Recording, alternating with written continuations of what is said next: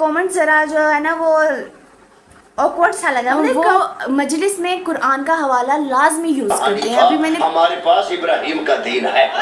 मैंने आपके सामने अल्लाह के कुरान से आयत पढ़ी है। खुदा के आपको बता दिया है सबूत के साथ कि किसी तारुफ के मोहताज नहीं है। अब फैमिली और मुझे आपको एक्सप्लेनेशन देना पड़ेगा। फैमिली को एक्सप्लेनेशन देना पड़ता है। तो मैं मेरे भाई या बहन जिन्होंने किया था उनके कमेंट का जवाब था, तो इस बात ने ज़रा सा मेरे ज़मीर को झंझोड़ा। हाय गाइस, अस्सलाम वालेकुम, this is me Zainab Akbar Ali Rajab. I hope you all are doing well. सबसे पहले तो मैं आपसे एक्सक्यूज़ कर लूँ, आई एम रियली सॉरी कि मैं इतने दिनों के बाद एक्टिव हो रही हूँ। इसके कुछ ऑथेंटिक से रीज़न्स थे, वो मैं आपको एक्सप्लेन ज़रूर करूँगी because you are my family और मुझे आपको एक्सप्लेनेशन देना पड़ेगा। फैमिली को एक्सप्लेनेशन देना पड़ता है, तो मैं कुछ ऑथेंटिक रीजंस की वजह से इनएक्टिव थी, एक्टिव नहीं हो पाई, तो आपको एक्सप्लेन कर देती हूँ। उससे पहले आप सब बताइए कि खैरियत से हैं, तबीयत से ठीक है, घर में सब ठीक है, क्या चल रहा है, क्या हो रहा है, सब अपनी खैर आफियत कमेंट्स में मुझे बताइए जी। तो बाहर से अंदर में आ गई हूँ क्योंकि आपने देखा मैंने थोड़ा सा क्लिप बस बाहर लिया है और मक्खियों ने मुझे इतना तंग किया कि मुझे अंदर आना पड़ा। तो अंदर में आ गई हूँ, बाकी की बात यहाँ कर लेते हैं, कोई बात नहीं, बात ही करनी है।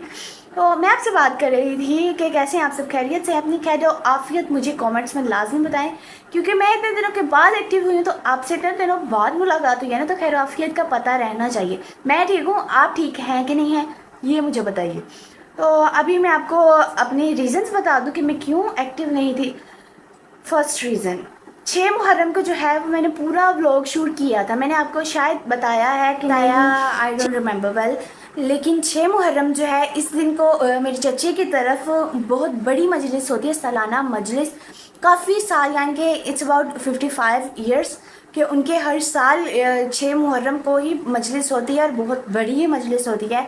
लेडीज़ और जेंट्स मजलिस यानी कि सेपरेट होती है, लेकिन लेडीज़ दूसरी साइड पे होती हैं और जेंट्स दूसरी साइड पे होते हैं। तो मैंने पूरा व्लॉग शूट किया था वहाँ पर, लेकिन मैंने अपलोड क्यों नहीं किया कि 6 मुहर्रम को जब मैं घर वापस आई तो आई फील्स लाइक कि मैंने सिर्फ वहाँ व्लॉग किया, क्योंकि मैं जो हूँ वो पर्सनली मजलिस में बहुत ज़्यादा इन्वॉल्व होकर सुना करती थी। तो मैंने 6 मुहर्रम को आके रियलाइज़ किया कि बहुत अच्छे अल्लामा साहब उन्होंने बुलवाए हुए थे। आई थिंक वो कराची के थे, कुम से पढ़कर आए थे, तो बहुत अच्छे अल्लामा साहब बुलवाए हुए थे। लेकिन मैंने वहाँ पर, मुझे लगा यूँ कि जैसे मैंने वहाँ पर सिर्फ व्लॉग शूट किया है, मैंने पर्सनल जो है वो अपनी इन्वॉल्वमेंट नहीं शो की। तो इस बात ने ज़रा सा मेरे ज़मीर को झंझोड़ा कि मैं वही सेम लड़की हूँ जो पहले मजलिस में बहुत ज़्यादा इन्वॉल्वमेंट शो किया करती थी, फ़ज़ाइल और मसाइब सब गौर से सुना करती थी और अपना जो आज़ादारी है उस पर कॉम्प्रोमाइज़ नहीं करती। तो मैंने थोड़ा सा हाइपरली ले लिया इसको, मतलब अपने जहन पे सवार कर लिया, और फिर मैंने सोचा कि अभी 6 मुहर्रम था, तो मैंने कहा 9-10 मुहर्रम अभी आना है, क्यों ना मैं उतनी देर तक लोगों को थोड़ी देर का ब्रेक दे दूं, ताकि मैं जो है वो आज़ादारी जो कि फ़र्स्ट प्रायोरिटी होनी चाहिए हर मोमिन की, उसको ज़रा अच्छे से टाइम दे दूँ। इसीलिए ये फर्स्ट रीज़न था। और सेकंड रीज़न, जैसा कि मैंने आपको पहले ही बताया हुआ था मुहर्रम स्टार्ट होने से पहले ही, कि हमारी फैमिली जो है उसमें बहुत ज़्यादा लंगर न्याज़ मजालिस वगैरह होती हैं। तो आपको ये भी पता है कि मेरी फैमिली जो है वो फैमिली यानी कि मेरे घर वाले तो आते हैं कैमरा में यानी कि पब्लिक फिगर हैं, लेकिन मेरे जो बाकी ख़ानदान वाले हैं वो शायद आना पसंद नहीं करते, उनकी अपनी अपनी प्राइवेसी होती है हर बंदे की। तो मैंने किसी की प्राइवेसी को इन्वेड करना मुनासिब नहीं समझा, इसीलिए जो है मैंने वो फैमिली जो गैदरिंग्स होती है वहाँ पर व्लॉग शूट नहीं किया। और इसके अलावा क्या रीज़न हो सकता है, एक और रीज़न था मेरे जहन में, लेकिन अब मुझे याद नहीं आ रहा। ये रीज़न्स थे, इसीलिए जो है मैं व्लॉग शूट नहीं कर पाई और ना ही अपलोड कर पाई। आज काफ़ी दिनों के बाद हाजिर हुई हूँ, और मैंने जो है वो अपने लास्ट वीडियो जो अपलोड की थी उसका कमेंट सेक्शन पढ़ा, तो मुझे एक कमेंट ज़रा जो है ना वो ऑकवर्ड सा लगा। मतलब कमेंट तो कोई नेगेटिव बंदे ने किया हुआ था, लेकिन जैसा कि मैंने अपनी पुरानी वीडियो मुहर्रम स्टार्ट होने से पहले वाली वीडियो आपने देखी हो तो आपको पता होगा कि मैंने कहा था अगर आपका कोई क्वेश्चन होगा तो मैं उसका आंसर लाजमी दूंगी। तो मैंने जो है वो कमेंट सेक्शन पढ़ा, तो इट्स नॉट अ क्वेश्चन, लेकिन एक तरह से अगले बंदे ने जो है ना वो सवाल किया नहीं है, सवाल खड़ा कर दिया, तो उसका जवाब देना मुझ पर वाजिब हो गया, क्योंकि डिफरेंट टाइप के मिथ्स और टैबूज जो हैं शियाज़म के बारे में मैंने भी सुन रखे थे, और और बहुत से लोग उनके जवाबात दे चुके हैं। मुझसे किसी ने वो सवाल किया नहीं, इसलिए मैंने जवाब दिया नहीं। लेकिन मेरे कमेंट सेक्शन में ये एक नई ही चीज़ उभरी है, नया कमेंट किसी ने किया है, तो कमेंट जो है वो मैं यहाँ पर नीचे ऐड भी कर देती हूँ कि क्या कमेंट अगले बंदे ने किया है। उसके अलावा मैं आपको बता देती हूँ कि कमेंट में कमेंट करने वाला कह रहा है अब ये लड़की है लड़का है, तो वो कह रहे हैं कि कैसी मजलिस, इसमें कोई कुरान का हवाला तो नहीं है।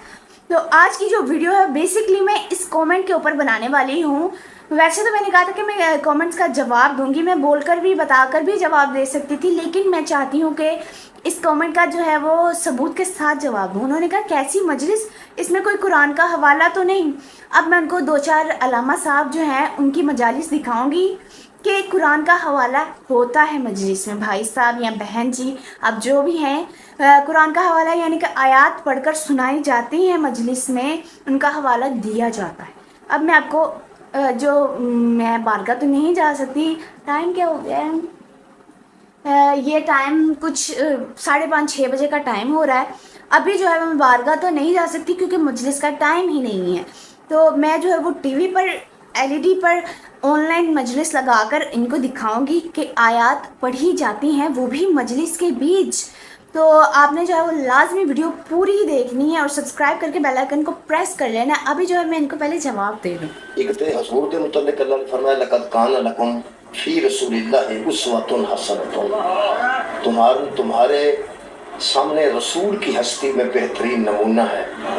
रसूल तुम्हारे लिए बेहतरीन नमूना है। लक़द कान लकुम फी रसूलिल्लाहि उस्वतुन हसनतुन, एक तुम्हारे सामने नमूना बना के हमने भेजा है और वो हमारा रसूल है। इसको देखते जाओ, अमल करते जाओ और दीन में आते जाओ। एक तो हजूर के मुतल्लिक़ उस्वा हसना का लफ्ज़ कुरान च मौजूद है, दूसरा इस तो पहले भी मौजूद है। मसलन जी मैं आयत मजीदा पढ़ी है सूरह मुबारका अल मुम्तहना में, खाली फरमाते हैं कद कानत लकुम उस्वतुन हसनतुन फी इब्राहीम, इब्राहीम की ज़ात में भी उस्वा हसना मौजूद है।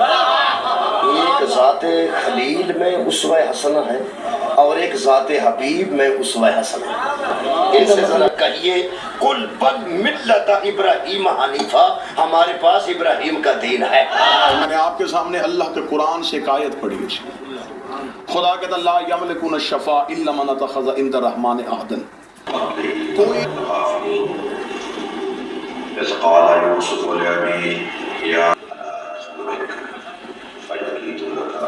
जी। तो ये थे हमारे कुछ उलमा हजरात जिनकी मैंने वीडियो क्लिप्स ऐड की। मैं मजलिस पर, मैंने आपको बताया कि इस वक्त कोई बारगाह में मजलिस नहीं हो रही होगी जहाँ पर मैं जाकर वीडियो शूट करूँ और क्लिप ऐड करूँ, इसीलिए मैंने घर ही पर जो है वो LED पर वीडियोस लगाकर कुछ क्लिप्स आपके लिए ले लिए हैं, ताकि आपको पता चल जाए कि कोई भी अलामा साहब हो, कोई भी मजलिस पढ़ने वाला है जो अलामा साहब है, वो मजलिस में कुरान का हवाला लाजमी यूज़ करते हैं। अभी मैंने कुछ मिसाल के तौर पर क्लिप्स ले लिए, आपको बता दिया है सबूत के साथ कि मजलिस में जो है वो आयात पढ़ी जाती हैं, कुरान पढ़ा जाता है, फिर उसका हवाला यूज़ होता है, उसका तर्जुमा तफसीर सब किया जाता है। तो ये जो थे 3 अलामा साहब, उनकी मैंने वीडियोस बनाई हैं। पहले थे अलामा अली नासिर तलहाड़ा साहब, दूसरे थे अलामा आसिफ रज़ा अलवी साहब और तीसरे थे अलामा शहनशाह हुसैन नकवी साहब। ये जो हैं ये सब के सब किसी तारीफ़ के मोहताज नहीं है। आप सिर्फ यूट्यूब पर इनका नाम सर्च कर लीजिए और इनकी वीडियोस निकाल कर देख सकते हैं आप कि वो अपनी मजलिस में कुरान का हवाला इस्तेमाल करते हैं। उम्मीद करती हूँ कि जो कमेंट जिन्होंने किया था उनको अब समझ आ गई होगी, और अगर समझ नहीं आई तो सिर्फ उन्होंने जाकर इनका नाम अलामा अली नासिर तलहाड़ा साहब का ही सिर्फ नाम अगर आप लिख लेना, तो वो अपनी मजालिस में मोस्टली पूरी मजलिस उनके कुरान पाक पे होती है। बीच में ऐसा नहीं कि वो अपनी बात नहीं करते, तो एक आयत पढ़ते हैं, फिर उसकी तर्जुमा करते हैं, तफसीर करते हैं, अपनी बात करते हैं, फिर अगली आयत भी पढ़ते हैं। इस तरह अलामा अली नासिर तलहाड़ा साहब जो हैं वो बहुत ज़्यादा वजाहत के साथ कुरान भी पढ़ते हैं। तो आप उम्मीद करती हूँ आपकी जो ये मिसकंसेप्शन है वो क्लियर हो गया होगा। ये तो जो कमेंट मेरे भाई या बहन जिन्होंने किया था उनके कमेंट का जवाब था। तो मुझे इतनी स्वेटिंग हो रही है क्योंकि आपकी बहन ने पंखा फुल स्लो किया हुआ है वीडियो बनाने के चक्करों में, इसीलिए मुझे ये स्वेटिंग हो रही है, तो आपने ज़रा इग्नोर कर लेना है। तो दूसरी बात ये कर लेते हैं कि आप देख रहे होंगे मेरा रंग इतना डार्क इतना काला हो गया है। इसका भी रीज़न यही है कि ये जो 5-10 दिन पिछले गुजरे हैं इनमें कोई रूटीन ही नहीं थी। सूरज में जाना और जो सन ब्लॉक कितना भी लगा लो, मुझे आपने देखा ना अभी पंखा चल रहा है लेकिन हल्का है, और कितनी स्वेटिंग हुई है, मुझे बहुत स्वेटिंग होती है और सारा सन ब्लॉक निकल जाता है साफ़ कर करके, तो मेरा जो रंग है वो जल गया, सड़ गया, सन बर्न हो गया, सब कुछ मतलब काले हो गए हम। तो आप कोई बात नहीं, हो जाता है बंदा काला भी हो जाता है, कोई बात नहीं, कोई बात नहीं, इंसान काला भी हो जाता है। तो ये मैंने आपको रीज़न भी बता दिया है, खवारी और खपते खपते जो है ना वो बंदा काला हो जाता है। तो उम्मीद करती हूँ आपको मेरी एफर्ट और ये गर्मी और ये पसीने की वजह से वीडियो बुरी नहीं लगी होगी और अच्छी लगी होगी। तो अगर आपको मेरी वीडियोस अच्छी लगती हैं तो मेरे चैनल को सब्सक्राइब क्यों नहीं कर लेते आप? सब्सक्राइब कीजिए ना, सब्सक्राइब करके जो बेल आइकन का बटन है ना उस पर कुछ दे के मारिए या फिर खुद से दबाइए, उसको बस क्लिक कर लीजिए, क्लिक हो जाना चाहिए। तो सब्सक्राइब करके बेल आइकन को प्रेस कर लीजिए और वीडियो को लाइक भी कर दीजिए और अपने सर्कल में अपने फ्रेंड्स के साथ अपनी फैमिली के साथ शेयर भी कर लीजिए। मिलेंगे नेक्स्ट वीडियो में, तब तक के लिए अपना ख्याल रखिए और मुझे दुआ में याद रखिए। अल्लाह हाफिज़।